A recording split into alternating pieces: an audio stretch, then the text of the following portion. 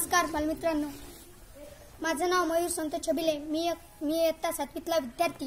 माझ्या शाळेचं नाव जिल्हा परिषद वरिष्ठ प्राथमिक शाळा मोरगाव काकड। परमपूज्यनीय श्री गुरुदेव, उपस्थित मान्यवर मंडळी, शिक्षक वर्ग, गुरुजन वर्ग आणि विद्यार्थी मित्रांनो, मी शेतकरी पुत्र शेतकऱ्यावर बोलण्यासाठी उभा आहे।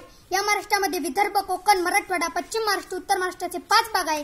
विदर्भातला माणूस सकाळपासून संध्याकाळपर्यंत कष्ट करणाऱ्या शेतकरी माणसाला हेलिकॉप्टरमधून फिरणारे नेते विदर्भातला शेतकरी ऐदी आहे असे म्हणतात। मराठवाड्यात पाण्याचा थेंब पडत नाही म्हणून भेगा पडलेल्या जमिनीवर माणसं राबत असतात। उत्तर महाराष्ट्रात केळीला भाव भेटत नाही म्हणून भुसावरच्या रेल्वे स्टेशनवर शाळेत जाणाऱ्या पोराच्या पाठीवरचं दप्तर काढून त्याच्या हातात चिप्सचं पाकिट देतात। चिप्स घ्या चिप्स, केळ्याचे चिप्स असे त्या चिमुकल्याला ओढावं लागतं। पश्चिम महाराष्ट्रात खूप प्रमाणावर ऊस पिकवणाऱ्या शेतकऱ्याच्या घरी जर 4 पाहुणे आले तर त्याच ऊसापासून बनवलेली साखर त्याला चहापुरती भेटत नाही।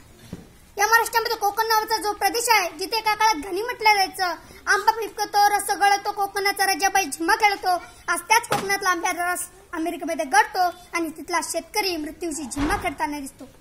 मला सांगा, कोणत्या भागातला, कोणत्या गावातला, कोणत्या घरातला शेतकरी सुखी आहे? त्याचं उत्तर फक्त नाहीच येते।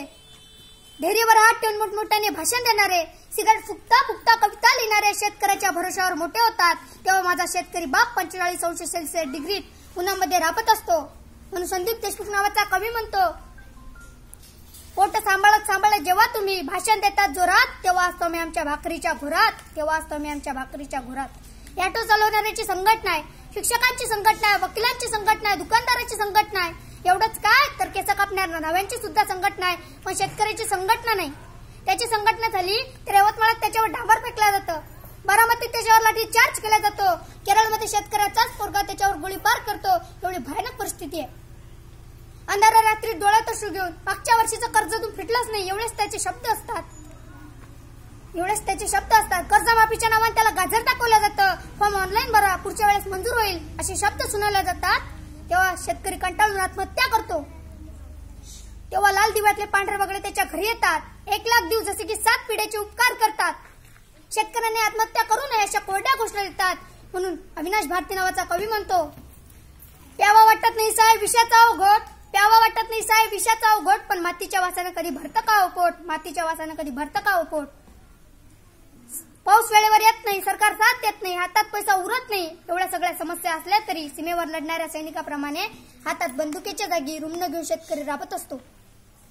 जगातले सारे लोक, अधिकारी त्याच्या कष्टावर जगत असतात। म्हणून माझा शेतकरी बाप हा साऱ्या जगाचा बाप आहे, त्याने हिमतीने लढायला पाहिजे।